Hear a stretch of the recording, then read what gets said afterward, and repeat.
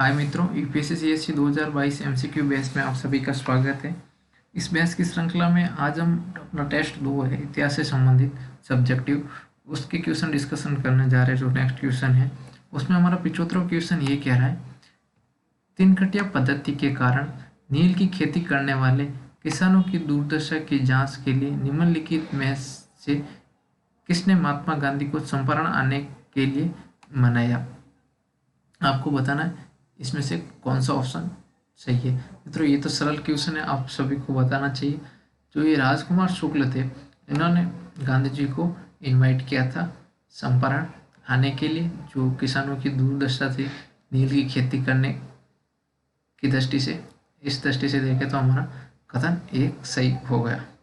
अब हमारा अगला क्वेश्चन है, ये कह रहा है भारतीय राष्ट्रीय कांग्रेस की स्थापना के समय निम्नलिखित में से कौन से घोषित उद्देश्य थे। आपको जो जिस टाइम इसका गठन हुआ था इसके मेन उद्देश्य क्या थे आपको बताने। पहला ये कह रहा है राष्ट्रीय एकता की भावना को बढ़ाना, ये था या नहीं था।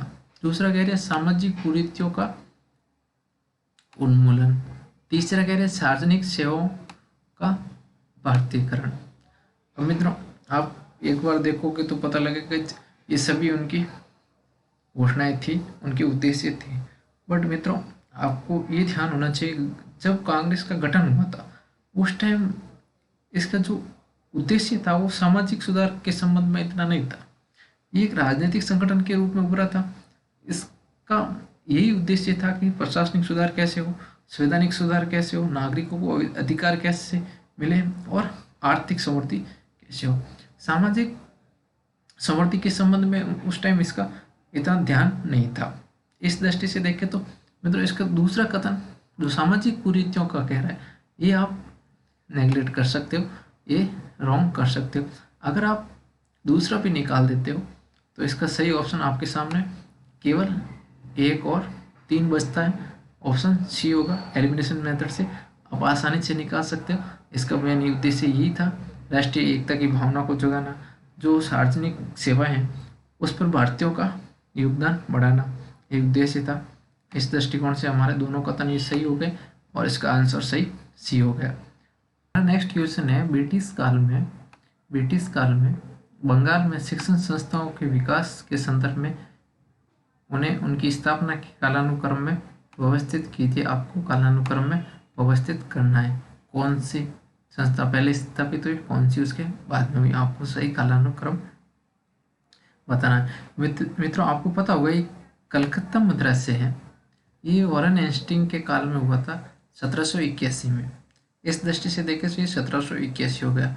और जो फोर्ट विलियम्स कॉलेज है इसके बारे में भी आपको अगर पता होगा तो ये 1800 में हुआ था और वेलेस्ली द्वारा किया गया था इसको स्थापित। इस दृष्टि से 1800 हो गया। जो एशियाटिक सोसाइटी ऑफ बंगाल ये है, इसकी स्थापना 1784 में हुई थी, सर विलियम्स जोन्स के द्वारा की गई थी।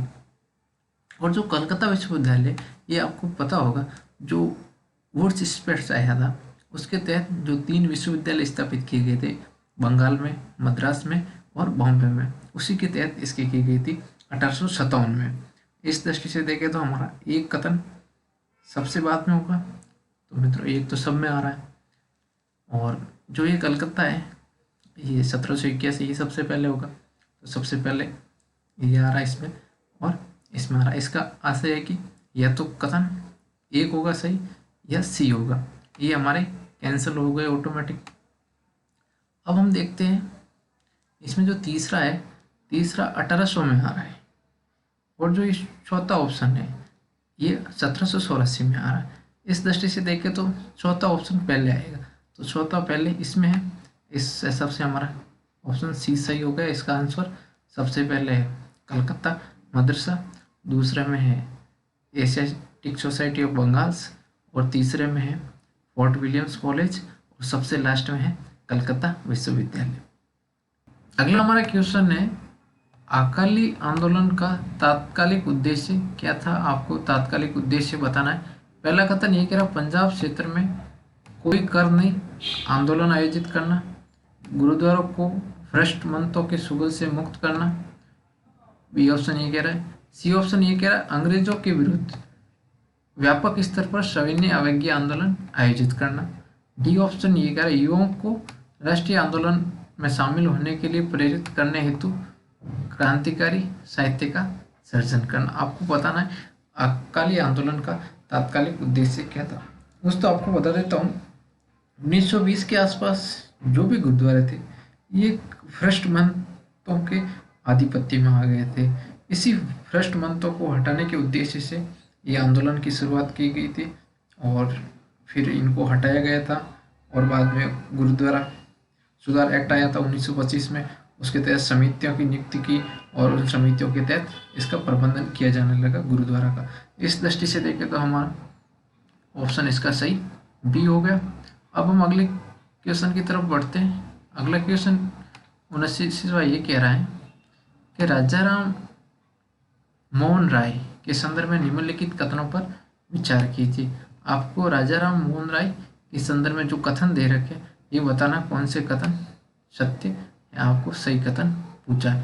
पहला ये कह रहा है कि राय का ब्राह्मण समाज तर्क के जुड़वा स्तंभों और वेदों एवं उपनिषदों पर आधारित था। जो ब्रह्म समाज का तर्क था वो जुड़वा स्तंभों और वेदों और उपनिषदों पर आधारित था। आपको बताना ये कथन सत्य है या असत्य। तो मित्रों आपको बता देता हूँ ये कथन सत्य है।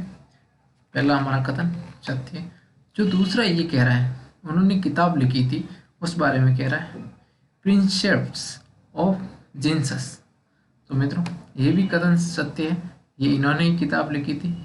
इस दृष्टि से देखा तो हमारा दूसरा कथन भी सत्य हो जाता है। आपको पता है ये इस अवतारवाद था, जो ईश्वरीय अवतारवाद था उसको त्यागने की बात कर रहे थे। बहुदेववाद था उसको भी त्यागने की बात कर रहे थे। जो मूर्ति पूजा थी उनको भी त्यागने की बात कर रहे थे। साथ में ये राजा राम मोहन राय थे, इन्होंने राजनीतिक प्रेरणा के तौर पे अपना परिचय दिया था।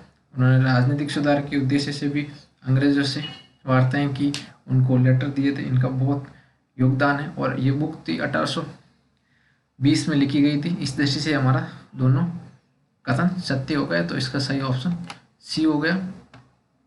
अब हमारा अगला क्वेश्चन है स्वतंत्रता पूर्व भारत में आदिवासी विद्रोह का कारण निम्नलिखित में से किसे माना जा सकता है।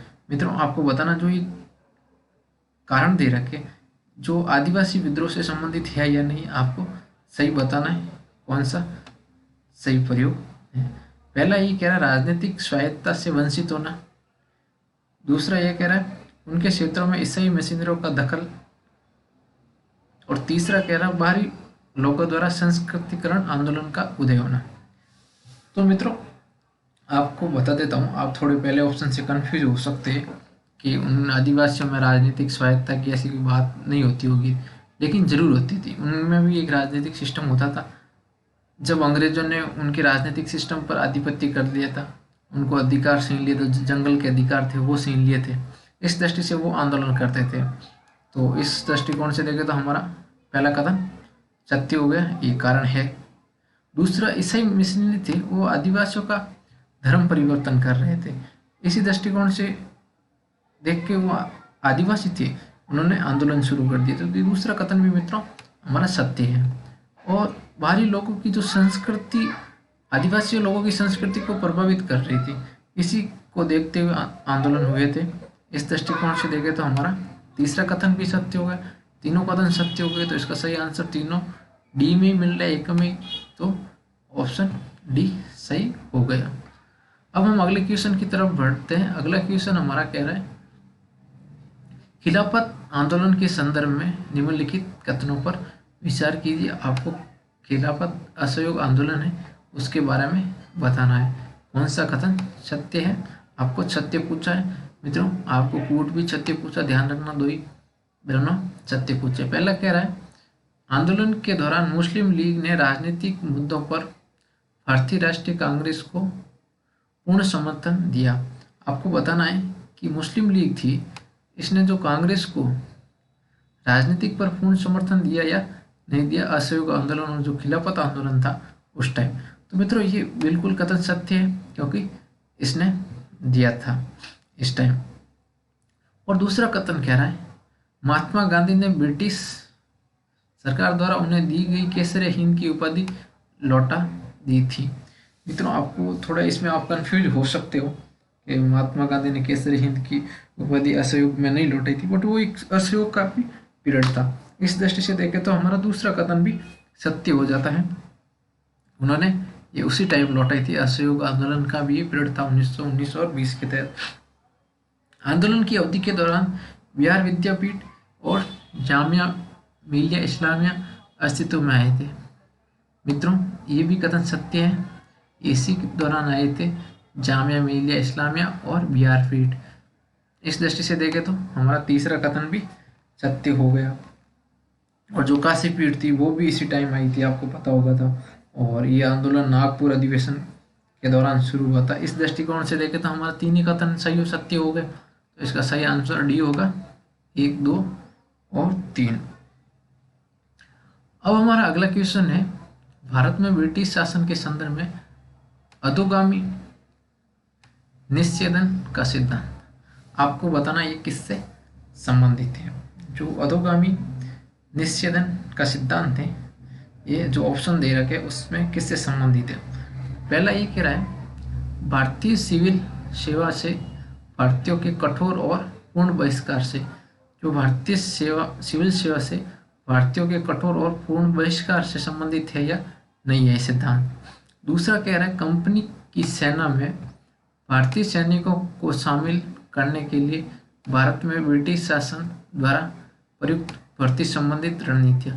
जो ये कह रहा है सैनिकों में भारतीयों की भर्ती के उद्देश्य से जो रणनीति होती थी उस रणनीति से संबंधित सिद्धांत है क्या, ये सत्य है असत्य। सी ऑप्शन ये कह रहा है न्याय प्रदान करने के लिए दीवानी और आपराधिक अदालतों का पदानुक्रम। आपको बताना ये कि न्यायालय का पदानुक्रम है या नहीं है। समाज के उस वर्गों के सदस्यों के माध्यम से जनता को शिक्षा देना। आपको बताना है ये कथन इसका सत्य है या असत्य। तो मित्रों इस सिद्धांत के बारे में आपको बता देता हूँ। अंग्रेजों ने जब शिक्षा को प्रमोट करना था तो उनके पास इतने संसाधन नहीं थे और उनका उद्देश्य भी इतना नहीं था कि प्रत्येक नागरिक शिक्षित हो। मानव संसाधन भी नहीं थे, भौतिक संसाधन भी नहीं थे। इसी उद्देश्य से उन्होंने कहा कि जो समाज के कुलीन वर्ग है, उच्च वर्ग के लोग हैं, उनको हम शिक्षा दे दें, वो आगे शिक्षा दे देंगे भारतीयों को। इस दृष्टि से ये सिद्धांत लाया गया अधोगामी निश्चेदन का सिद्धांत। तो मित्रों इसका आप सही मिलान करोगे तो शिक्षा से संबंधित है, तो इसका ऑप्शन डी सही हो गया। समाज के उस वर्गों के सदस्यों के माध्यम से जनता को शिक्षा देना। अब हमारा अगला क्वेश्चन कह रहा है भारत सरकार अधिनियम 1958 के संदर्भ में निम्नलिखित कथनों पर विचार कीजिए। आपको जो एक्ट 1858 है उसके संदर्भ में आपको सत्य कथन बताना है। पहला कथन ये कह रहा है भारत में राज्य सचिव सर्वोच्च अधिकारी होता था। आपको बताना है सर्वोच्च अधिकारी होता था या नहीं होता था। मित्रों आपने अगर ये एक्ट पढ़ा होता तो आपको पता होना चाहिए कि जो सर्वोच्च अधिकारी था वो ये जो सचिव था ये ब्रिटेन की जो महारानी थी उसके अधीन था। इस हिसाब से देखें तो वो सर्वोच्च नहीं होगा। तो हमारा ये कथन पहला गलत होगा। ये सर्वोच्च की बात कर रहे हैं, सर्वोच्च वो नहीं होगा। दूसरा कह रहा है गवर्नर जनरल को सभी महत्वपूर्ण मामलों को बहुमत से तय करने के लिए एक कार्यकारी परिषद प्रदान की गई थी। आपको मित्रों पता होगा जो 15 सदस्यीय कार्यकारिणी थी वो भी गवर्नर जनरल को दी गई थी। इस दृष्टि से हमारा बी कथन सत्य हो गया और इसका सही आंसर बी होगा, केवल और केवल 2। इसी के साथ मित्रों हमारी ये श्रृंखला आज की समाप्त होती है। आप साथ में वीडियो को लाइक करें, शेयर करें और चैनल को सब्सक्राइब करें, साथ में कमेंट भी करें। Thank you.